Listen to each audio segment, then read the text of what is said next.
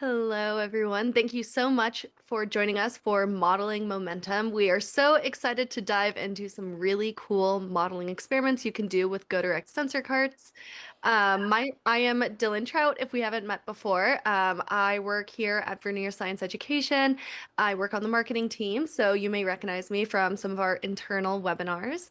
And I am joined by two fantastic physics experts today. We have Jess Dykes, who is a physics educator out East Pennsylvania. Is that right, Jess? That's it. Go Heck birds. yeah. Yeah, there we go. I'm also joined by Director of Physics at Vernier, Fran Poudry, who's been with us for, gosh, how long has it been, Fran? A little over 12 years now. 12 years. That's awesome. We are excited to answer your questions. So if you all have questions, please go ahead and drop those in the chat. I'm probably going to turn my camera off here in a second, but I will have an eye on the chat for the duration of the webinar. And very much looking forward to what our presenters have ready for us. So thanks, everyone. Hi, my name's Jess Dykes. I am a physics educator, as you heard, at Ridley High School in Pennsylvania. Been modeling since 2004 and have been using Vernier stuff for pretty much that entire time. And they've been using their brains to come up with some crazy stuff and some good stuff. And I'm going to see if I can get this right. There you go. You just went through the whole presentation in reverse order. Any questions? All right, so there's Fran, and we're going to just go right into what we're here for, which is physics and sensor carts. So Fran, I'm going to turn it over to you and let you talk about the sensor cart real quick. All right, so I'm actually going to share my screen. I'm going to go and stand in the right part of it to do that. So this is exciting because I'm kind of looking at my my computer screen long distance here, and I've got like a mouse way over here and stuff, so it's very exciting. So we're talking about the godirect sensor cart. They come in two colors, and here's where I always apologize, because when we named these colors, we named them green and yellow, and I've been told since that this one's actually blue and this one's green. So I apologize, but we're not going to change it. So these carts, these happen to have little hoops in them right now, but they come with a bunch of different things. So they come with an inbuilt position sensor. And let me just finish taking that off. The position sensor is on the bottom here. It's a little wheel. And the little wheel has some little stripes on it, and there's a sensor in it that looks at it. And it's on a little spring, and it's not so obvious when it's upside down like this, but when it's like this, that spring extends and it's going to press against whatever surface it's on. So it works on the track, it works on the surface here, but that's as long as I take off this little thing that comes with it that you can probably not see here. It's this little thing, and this little thing is what we call an anti-roll peg, and that's what prevents it. You can't see it there. I don't have a place to put this, but it's what prevents it from rolling off the counter if you set it down on the counter, wheels down, and that goes right in the slot in our track. So position sensor. It also has a force sensor. The force sensor is at this end of the cart, and it looks like a little hole, and that's where you screw things in.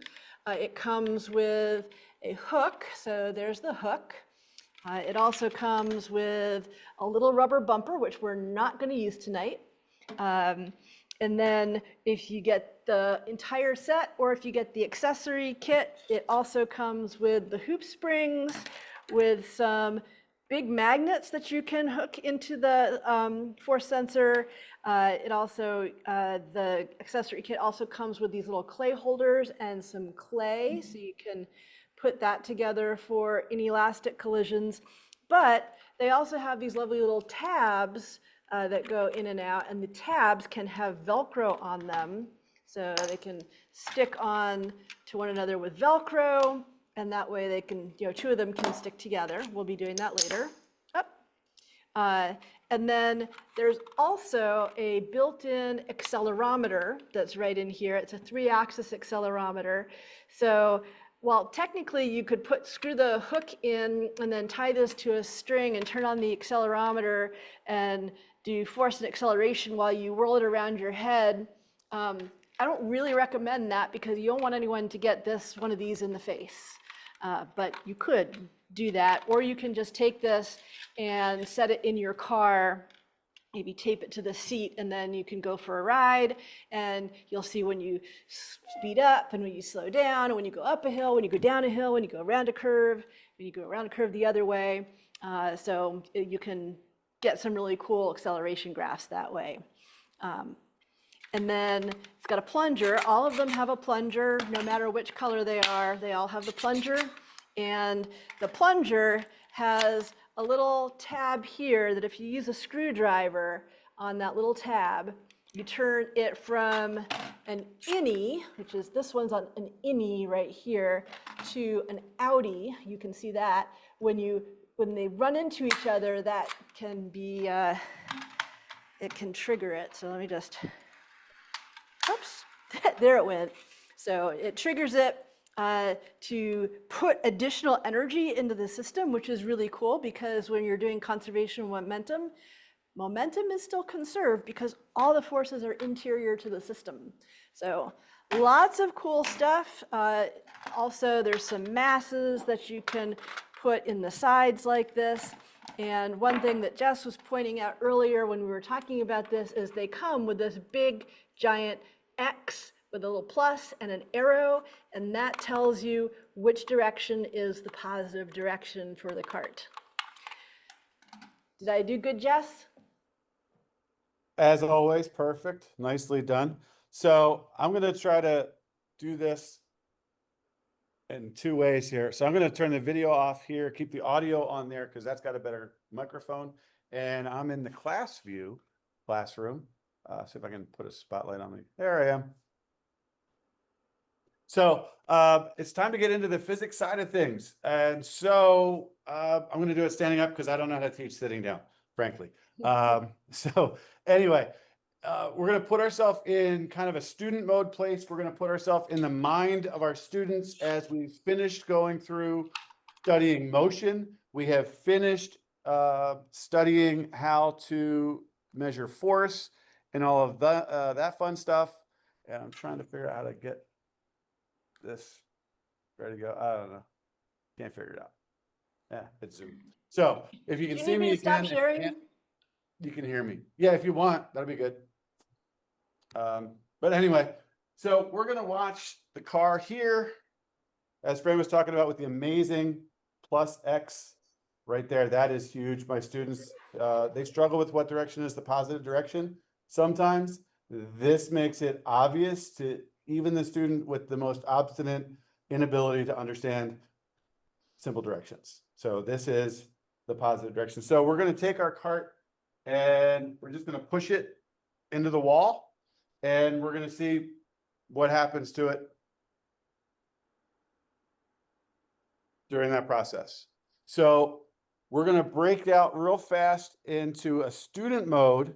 And I'm just going to ask you guys if you would please just share out, hopefully this will load quicker. Yeah, share out some quick observations. What did you see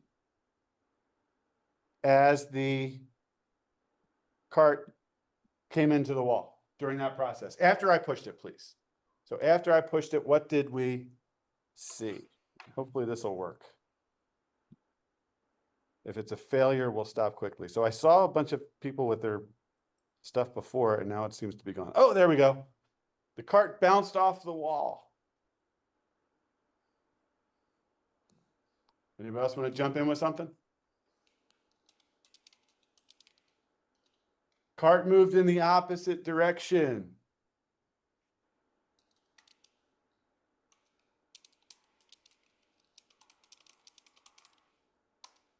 Here's some clicking away like someone's typing. The car moved one way, then the other. And in a classroom setting, in a classroom such as my own, in the modeling setup and the modeling instruction, we could let this go on for as long as we wish. And we can draw on as many observations from our students as we're looking for. And I'm going to see if I can get out of this. There we go. So we can let the students talk as long as they need to, but basically once we talk about observations, the next thing we move into is, okay, observations are great, but observations are highly qualitative and very, very infrequently quantitative. So we want to get quantitative with this. So the question becomes, what then do we have the ability to measure? And if we put ourselves again in that student mode in a classroom setting where you're going to use something like this, you don't want this to be the first time they've ever seen the cart. So they have to have some exposure to the cart to know what the cart is actually capable of, at least in terms of its most basic activities. But again, going back into that student mode for just a second, let's talk about what we think or what we know the car has the ability to measure. There's buttons all over the place. Let's try that. That's not going to do it. Let's try one more time. There it goes. And so what can we measure?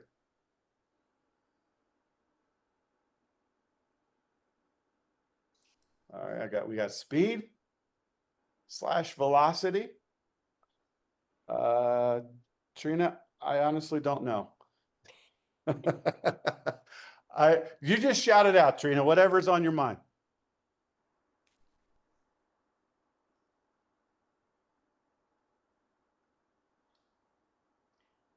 Trina, there should be kind of at the top of the Zoom window, something that says Just Dykes Whiteboard that you can click on. So I'm seeing we have force, we have speed and velocity. Anything else that we would be able to measure? I think Trina got in. We can measure position. Absolutely. And again, this is a conversation that we can have for as long as you want to. You can get into the thing that I always force my students to tell me, which is if you're going to measure something, a measurement requires a measurement tool.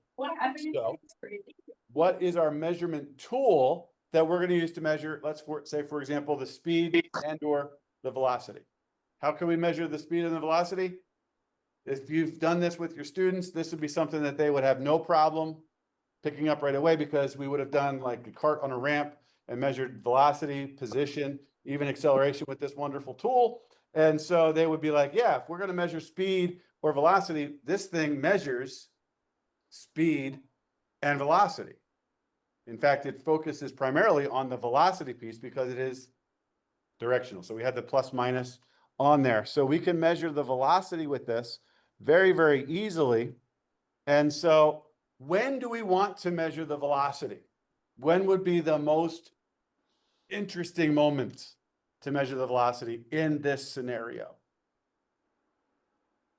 And you guys can go ahead and just jump it out there. Somebody's already put it in there. Trina jumped in with during the collision. That makes sense, right? Because what happened to the cart that was the most interesting in our observation was the fact that it had a collision and it changed direction. So if we could measure the velocity during the collision, that would be really cool. And so, Fran, I'm going to ask you if you would be able to jump back there, and we're just going to measure the velocity versus time graph and see what happens during that process and see where that can lead us in terms of what's next. All right, so we just want the velocity graph? Well, everyone could just pay attention only to the velocity graph. Just look at I that can one. make it just a velocity graph. That's not a problem. Fran, you're the lab tech I never knew I needed. Watch the video, do it in my head. And then let mommy go. All right, so I'm going to go ahead and zero my position, hit the collect button. All right, and so what do we see happen to the velocity? Does it match our expectation? Do we see it changing direction? And I think we're all physics teachers here, so we would recognize that the change in direction is obvious based on the fact that we have, so we have the velocity is up here, and then the velocity is down there, which begs a question. Why did the velocity change? And we've already talked about why it changed it. You talked about it. It collided with the wall, and we said we could measure force. So the question then becomes, of course, when do we want to measure the force? And I think everybody recognizes that the most interesting time to measure the force would again be during that time while it's colliding with the wall. We don't want to watch, we don't really care about the force along this section of track here because nothing's really happening. Nothing interesting is going on. It's basically constant velocity on the way over. It then has its big moment in the spotlight where it crashes into the wall, and then it comes back at basically constant velocity on the way back, which is what we saw on the graph that Fran provided. And so we can measure the force as it happens. And so Fran, if you would set us up now to measure the force and the velocity simultaneously. All right, let me get two graphs up here. Do you want me to redo it or do you want me to go with these? We could do whichever you're more comfortable with. You want to do it over? You can do it over because it's really I'm going to go ahead and do it over because I'm going to re-zero the position. I'm going to zero the force. Zeroing is really nice because then, because you know when the cart is sitting here with nothing pushing on it, there should be zero force. And then I can go ahead and hit collect.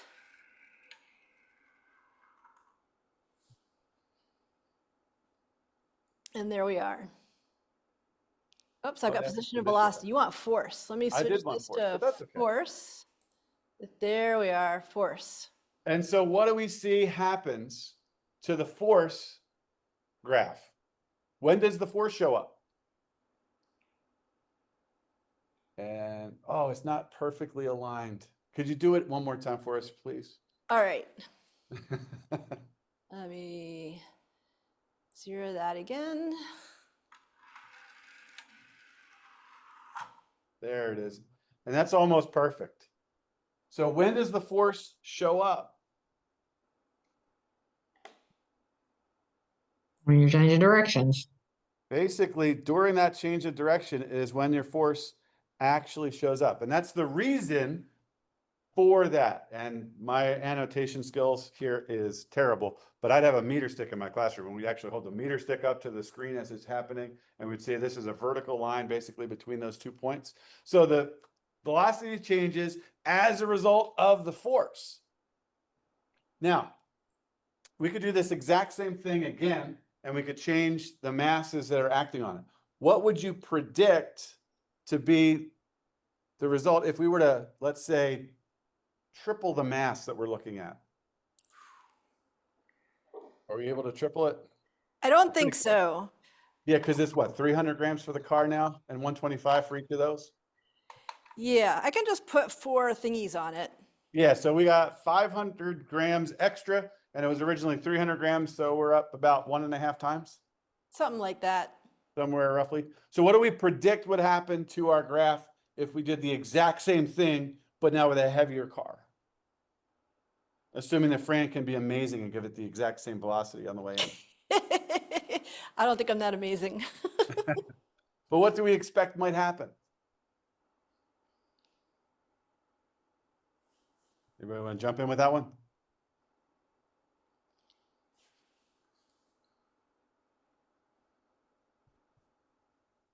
No predictions. That's okay. We're going to go with it. Let's find out what happens. Fran, when you're ready. All righty. Gonna just re-zero this one.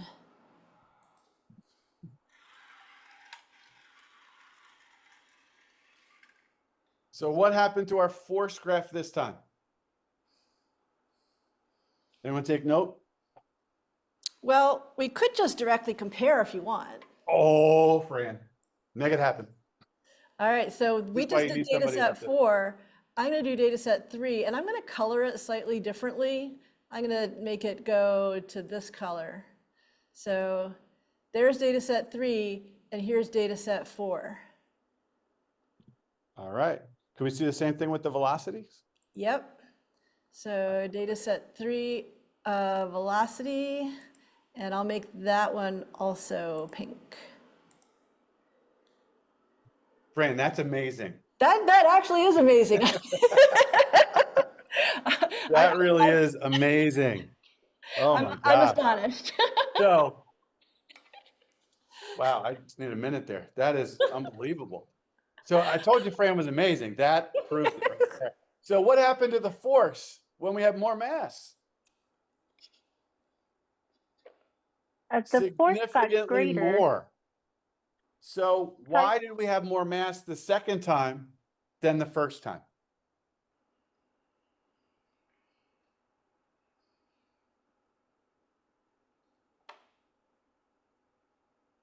I'm still blown away by that, friend. That's amazing.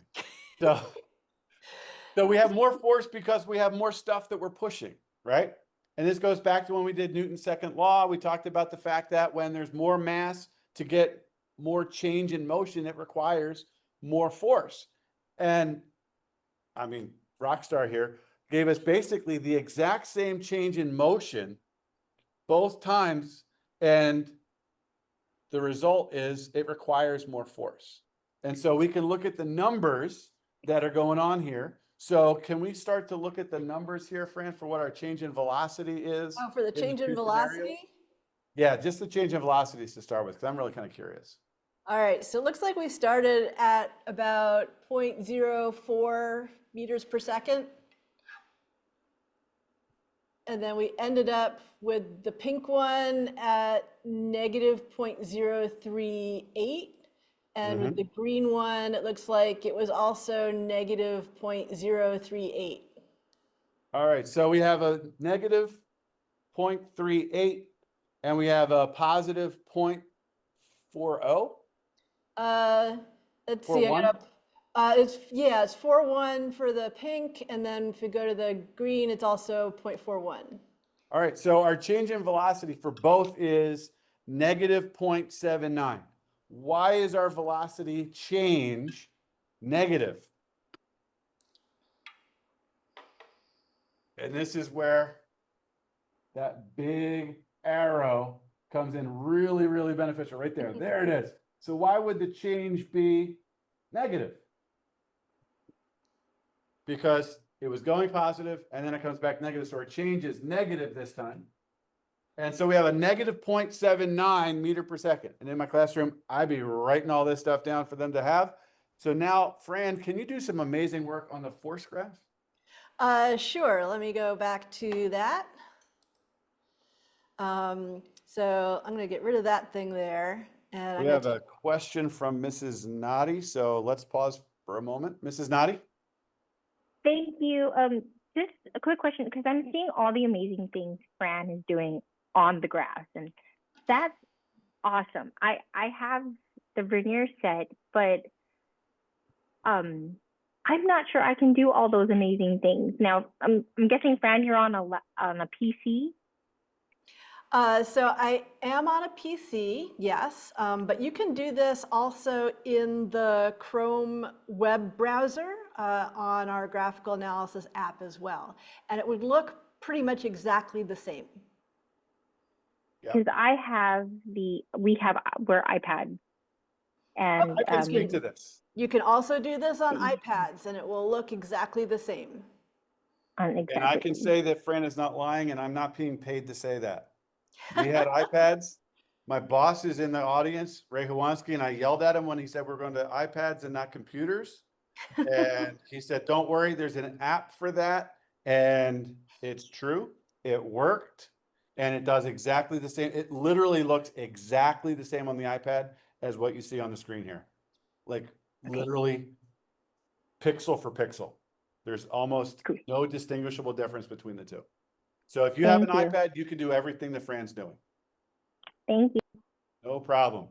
No, that's a great question because back in the day, that was a bigger deal, but Vernier has actually worked really hard to make it seamless. So if you're working on the PC, an iPad, a Chromebook, I've had students that did this on their phone and it worked the same for them as well. And so don't tell my bosses, they're not allowed to use their phones, but it was an extremely important moment.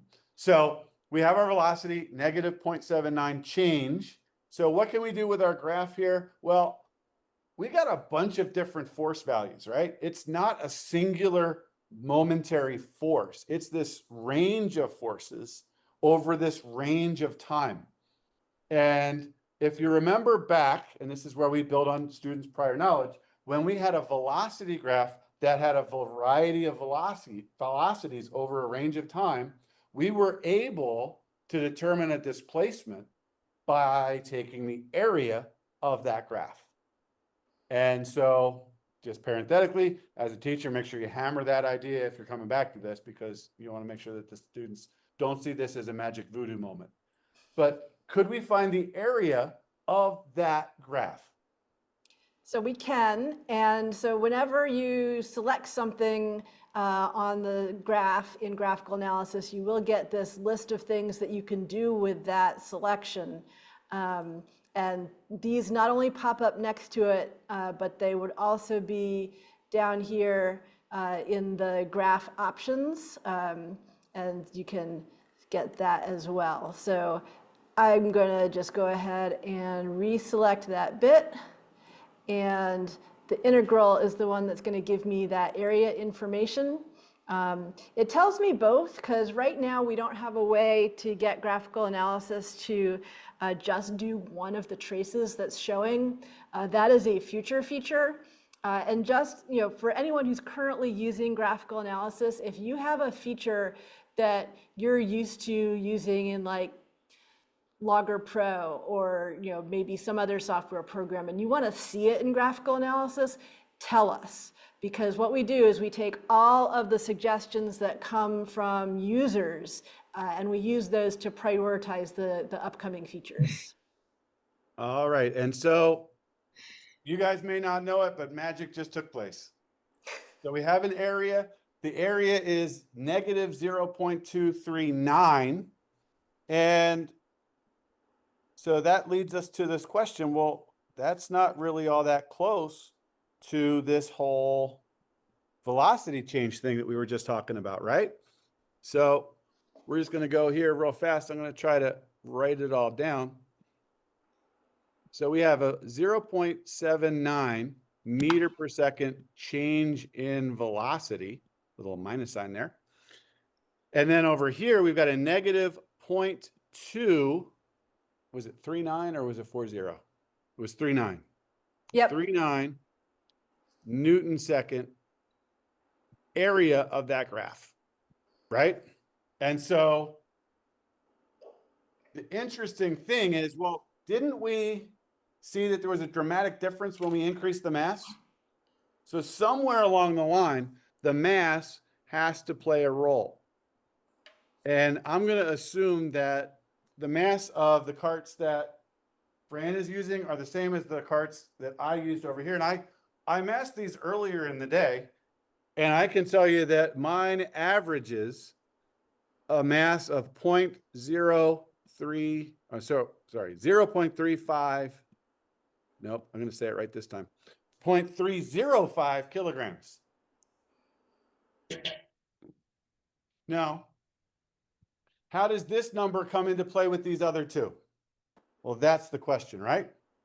So if we were to connect these two numbers by multiplying them together, so over here we've got our change in velocity and we've got our mass, and we were going to multiply our mass by our change in velocity, our value would come out to be an amazing 0.240 kilograms meters per second.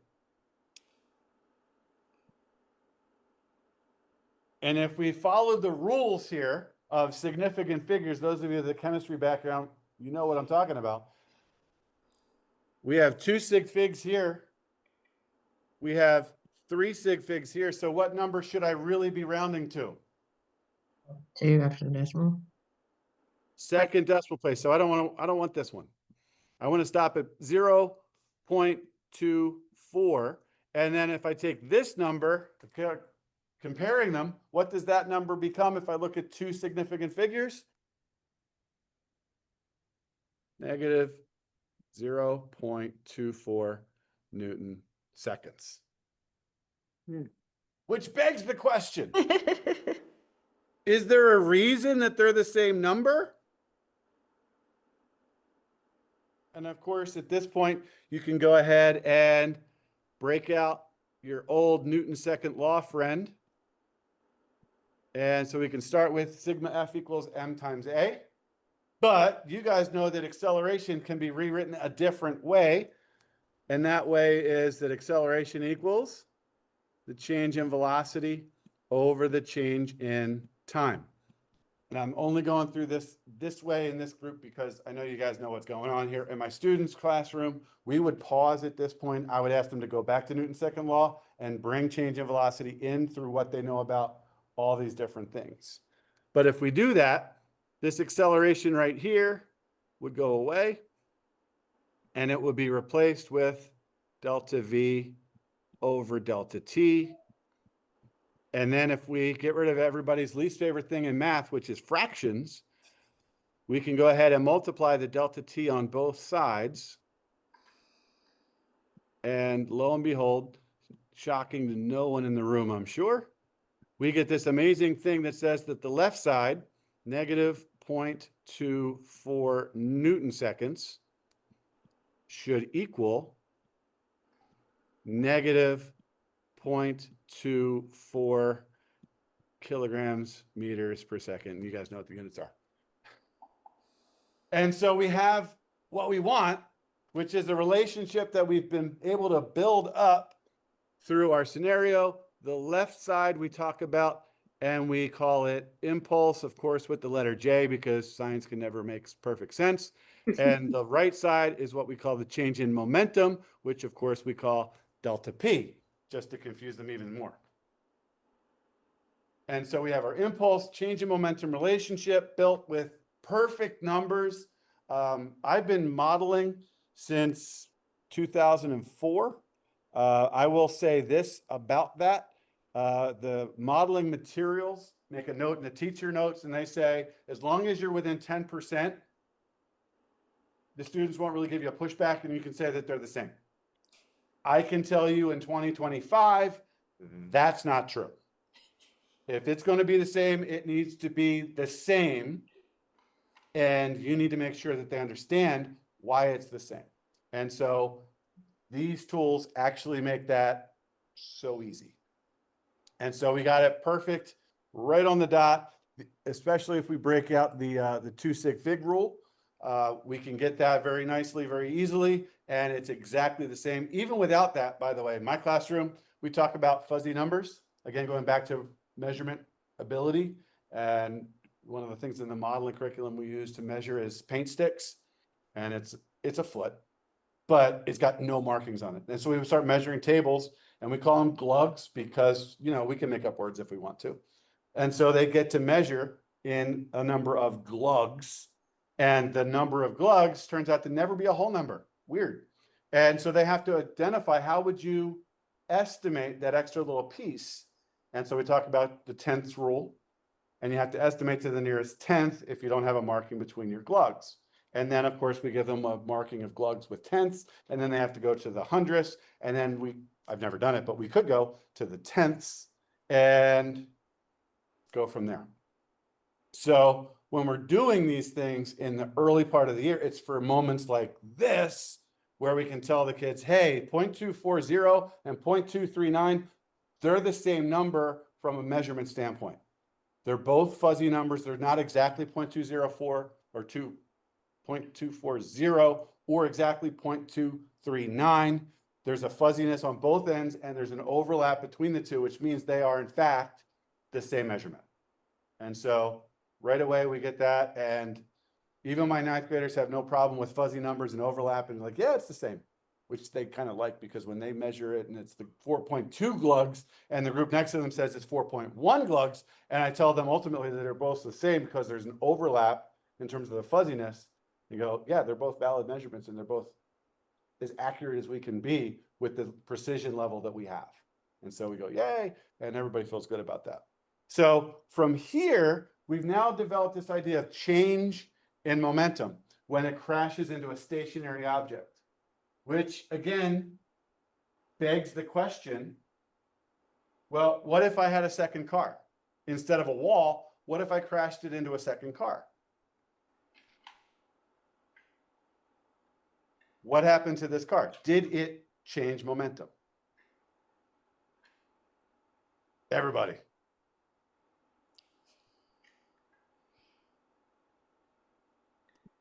I thought I heard a yes. Did this car change momentum? Yes. So the question is, okay, if this car changes momentum, and if this car changes momentum because of the interaction between the two, is there a relationship between this car's change and that car's change?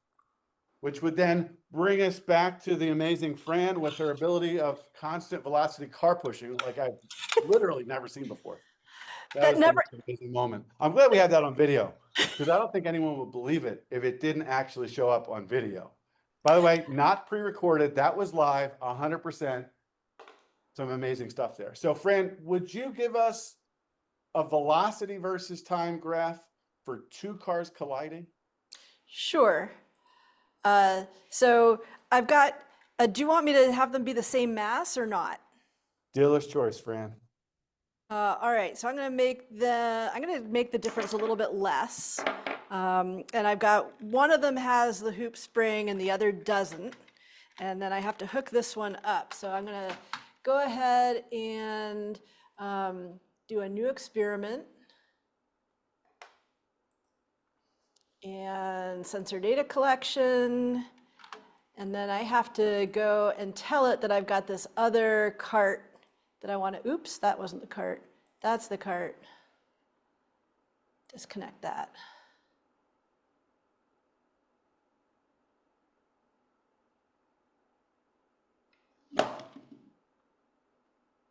All right, that's the right stuff. So let's see, I'm going to move this a little bit back here. I'm going to have this one right there. Going to say done.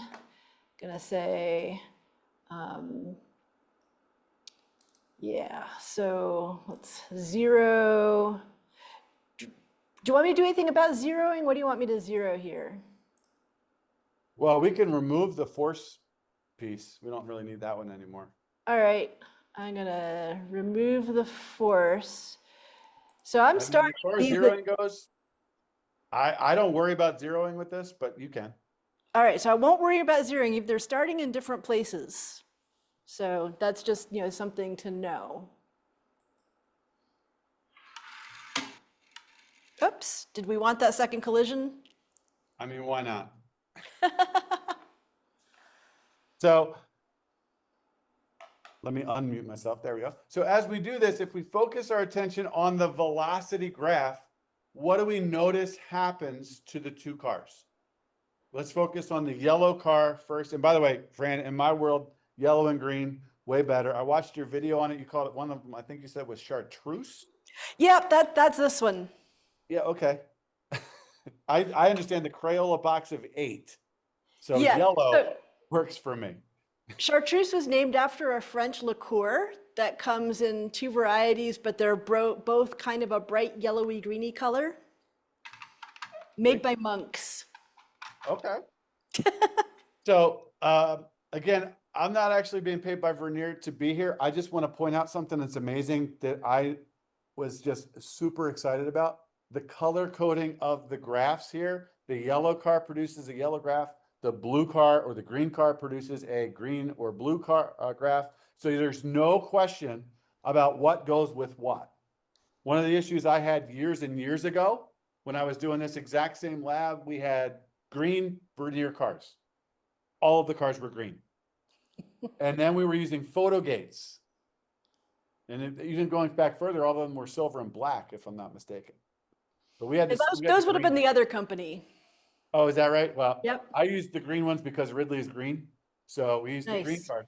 But we had photo gates and you'd always miss some of the story. I wouldn't be able to get information about each car right after the collision, right before the collision. And so the kids would be crashing cars. Sometimes it would take 3 days to get actual good data for all of the different scenarios that we're testing. But with these, I know exactly what the yellow car started as, and I know what the yellow car finished as in the first collision, because I can see it really, really easily. It starts here and it ends there. And so I can measure my initial velocity and my final velocity and the directions. It's super easy. And Fran, can you hold the cars up? Because I think you set it up this way. So we can see the directions.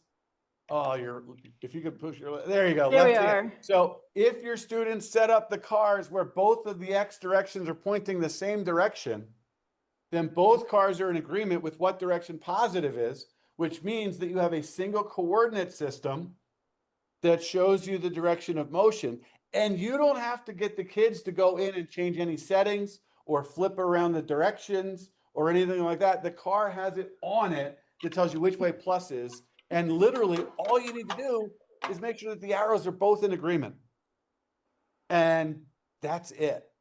So as a teacher, walking around with a group of students, I don't have to really study every group setup to see if they got the car set up right. I can come over and look real fast and see if it's right or it's wrong without even having to interrupt them as they're working. They're working, I can look from a distance. Oh, both arrows are pointing in the right direction.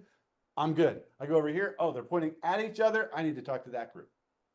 And so speaking as a classroom manager during a lab time, and you all know, and this lab especially, this is a hair on fire day, and there's things going all over the place, and every kid wants to know if it's right or not. That was the old way. This way actually makes it so much easier because you don't need to see what happened in the graph or in the actual collision, because you can see the graph, and the graph shows you everything you need. So you know your initial velocity for the blue car is down here and it finishes up there. And so you can measure the initial and final for both cars very quickly. And Fran, if you would highlight, and I'm just gonna ask you to highlight the sections of those graphs. And could you use the statistics function? Sure.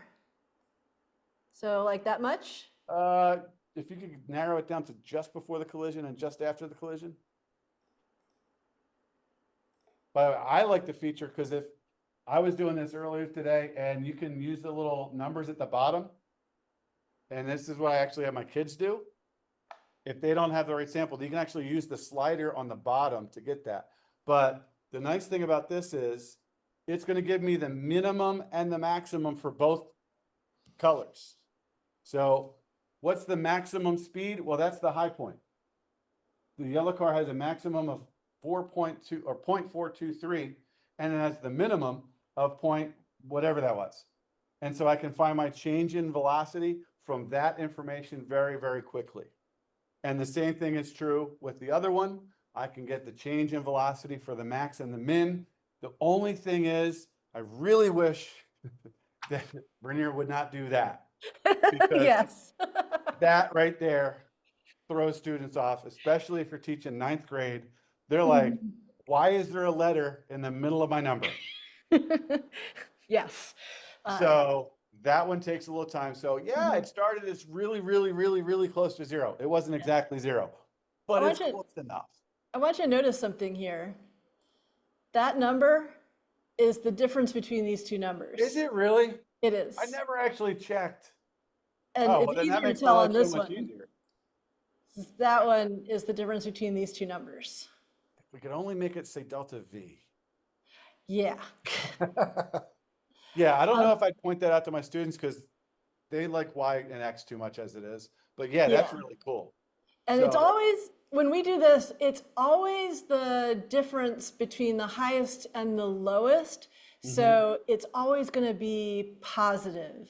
So even though the yellow cart changes direction or changes velocity by getting to a lower velocity, right. that because in terms of time, it goes from the High to positive low. value to the negative value. That delta value is still going to be positive.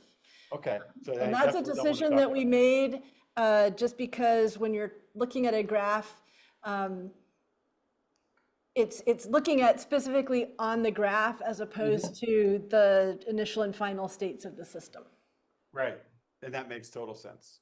So, but this gets us to the velocities very, very quickly. This gets us to our change in velocities very, very quickly. Again, the only issue is that your students have to recognize signs in the convention. So when we're doing a change, it's always the final minus the initial, and they need to know that the yellow got slower in the positive direction, so that's a negative change. Whereas the blue or green went from 0 to positive velocity, so that's going to be a positive change. And then that's just their change in velocity piece. This one is a bear of a lab because they're taking 6 different pieces of data, initial velocity, final velocity, and mass for both cars. And then ultimately creating a 4th column for each car, delta P, and then we just graph the 2 delta Ps. So this is a bear of a graph that we're dealing with, but this makes the data collection so clean that we don't have to start interpreting as much in terms of the process, and we can have our students actually focus in on what the data says. And for me, that's the most important thing at this point, because we want to see the data as clean as we can. And then because it's so clean, you can have them go through as many variations as you want to produce a significantly convincing graph. And so, and this is the graph that messes with all of their heads, right? So we're graphing the change in momentum of one against the change in momentum of the other. It doesn't show up in the first quadrant at all. And depending on how you define things, it's either going to show up as a graph in quadrant 2 or quadrant 4. So when it comes down to the time that you're actually going through this process, it starts to really mess with their heads. And that's a good thing at that point in the year, because they think they know stuff.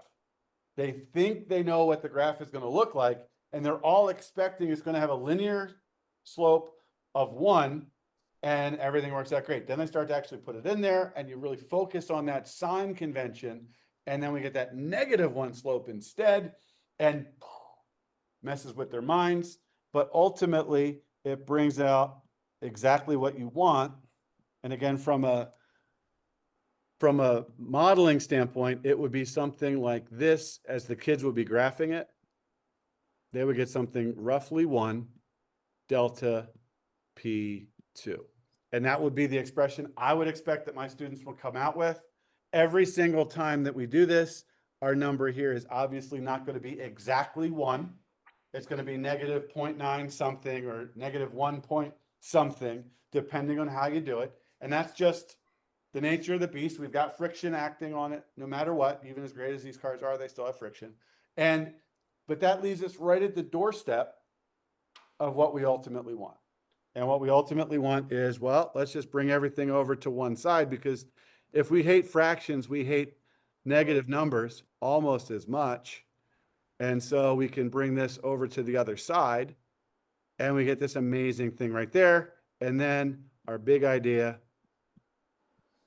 and it's in every one of our collisions, whether it was an explosion, whether it was a elastic collision, whether it was a perfectly inelastic collision, if it was an energy added collision, it doesn't matter what collision it is. And you can do this a variety of ways. And when we go through modeling workshops, we talk about all the different ways that you can do this. But you can have one group focused on one type of collision and another group focused on another kind of collision, et cetera, et cetera. Or you can have each group doing a small sampling of all and put them all together on one graph. It doesn't matter.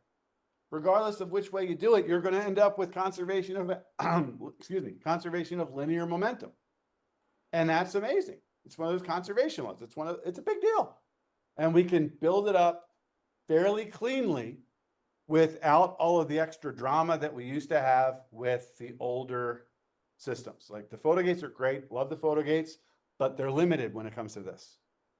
When you did it with the old stuff, I did it with the motion sensors back in the day, and you have the 2 motion sensors pointing at each other, and then it would interfere with each other and they get all kinds of weird wonky stuff. So we put up index cards on the back of the car so that they wouldn't talk to each other as they were aimed at each other. That wasn't great. Then we went to the motion encoder cars, and then you got to put the black and white strip on each side of your thing. And then some of the kids would complain about vertigo or something because all the lines would mess with their heads and they get dizzy. That's never fun to listen to. This is as clean as it comes. I don't know what's next, but this is pretty darn good. So this one makes my process of doing momentum so much less of a headache. And so with that, I think I'm going to pause there for everybody. If you have questions or anything, now would be a time to throw them out there. Questions about modeling or questions about Vernier equipment like this. Time's yours, folks. Yep, any questions you want that relate to this stuff. Oh, don't be shy. Just type them in the chat, make sure they're going to everyone.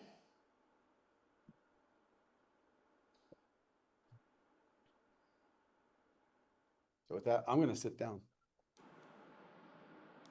Oh, Lee. Sorry, Lee. That's okay, Lee, it's recorded. Okay, Jim, that's a great question. That is a great question. The answer to that question, honestly, right now is these two. The answer is I'm planning to get 12. I want to have 6 sets of 2. So we Yes. recommend that you get a set of 2 for each lab group. And so this is one of the old tracks right here. It also, I'm going to do it, Fran. I'm sorry. I'm going to take the little stopper off. It's right here. I won't say the name, but it works with the competitors' tracks as well. All of the carts have the same width for the wheels, yes. So it will work on the competitors' tracks. But make sure you take the little nubby parts away because this one doesn't have the groove down the middle. By the way, ask me later about what's up with the BOA. So real quick, if you don't have tracks, we have this thing that's clear plastic, so it's very hard to see, but this is what we call a cart guide. And if you put that down on the table and take the little nubbin off, it makes it so that the cart will go straight and not wander off. And so if you need to line up 2 of them and you're on a budget, oops, that's still got the thingy on it. If you need to line up 2 of them and you're on a budget and you can't get the tracks, you can still do it this way. Jim's asked the question about how do you have ideas to swing that many carts on a limited budget? The answer is, for one, do it over years. I'm planning to ask for 6 and then 6 more. And then one of the other options, and there's a guy in the audience who knows about this, you can try to write a grant. My school actually has education, a grant based on gifts that teachers have made over the years, and you can apply for a grant from the school itself. Fran, what's the number for this? Is it 200 per car? Good question. Something around that. Let me just pull it up real quick. But my school has the grant thing, so I can write a grant, and I've actually written a grant for equipment like this in the past for that same purpose. And I was awarded, I think I was awarded $1,200 that one year. And so if I write the grant for 1 year, I basically get 6. And then the second year I could write another grant and go with that. And yeah, Jim got it at $205 per cart currently. I'll throw another one in for you, just as if you do a modeling workshop, Ray, confirm this for me. But in the past, Vernier has always been extremely kind and has provided a $100 scholarship per member of the course. Gift So you certificate. can, what's that? Gift certificate. Gift certificate, sorry. $100 gift certificate that you could then use for anything at all in the catalog, whether that be the books, the lab manuals, the equipment, you name it. Yes, Mr. Henderson says, put money in your grant for the accessory kit. The accessory kit is very useful. One accessory kit for every pair of carts. Mm-hmm. So if you were buying 6 carts at once, you'd want 3 accessory kits. Oh, thank you for the compliment on the cart fans. We are very happy with those as well. Anything else? That's a good point, Lee. When you do a grant, you always over ask, right, Ray? Ray Hawansky's here. He's the AMTA XO right now. And he was a grant writer at my school district for a number of years and helped to fund some of the cool things I have around here. I do have a question actually for you, Fran. Uh-huh. Those folks, as we're talking about grants and funding them, is there a place, as they're writing grants, for them to find a short description of all the great things these carts can do? Because I know they're very versatile and you can do a lot with them. Because when people are funding grants, they like to know that their money's going to go a long way. I don't think we have a statement of that, but if you don't mind if I share my screen again, I'm going to go ahead and share the product page for this. And the product page for the sensor cart does have a little blurb here and says that you can use it for hands-on kinematics and dynamics demonstrations, or as an individual sensor, hang a mass and spring from the force sensor to do simple harmonic motion, or attach the cart to a turntable to study centripetal acceleration. And then what each of them includes, and a variety of experiments. So we do have information on our website that may be helpful to you. And Yeah, and somebody made the suggestion there to use AI. So if you put all that information into one of the tools, then you can get your grant written pretty quickly. And I would add in along that lines that this works really well for all of your motion stuff. So you want to do constant velocity stuff, this works pretty well for that. You want to do constant acceleration stuff, this works really well for that. I was telling Fran this evening before we got online, I did this with the ramp that we usually do. The old carts with the old motion sensors that were separate, whether it was the old godirects or whatever kind, the acceleration graph usually looked clunky. This produces a very clean acceleration graph.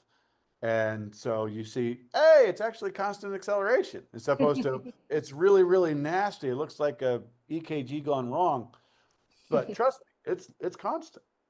So that's one of the things that actually works really well with this. This replaces all of the apparatus you might have used in the past for your Newton's second law activity.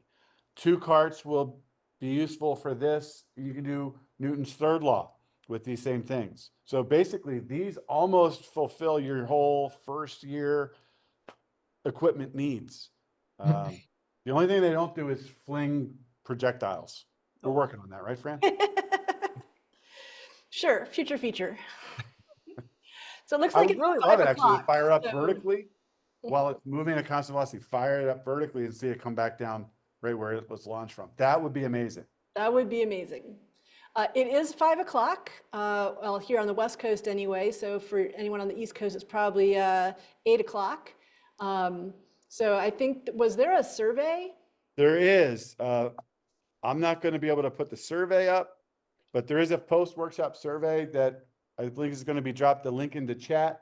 And Sue Ray, our amazing Sue Ray, asked me to show you this slide before y'all leave.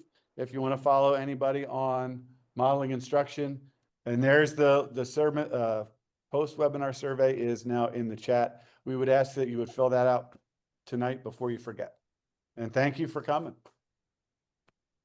Yeah, it's good seeing everybody. Thank you all. Yeah, I see a few familiar names and faces in the crowd, so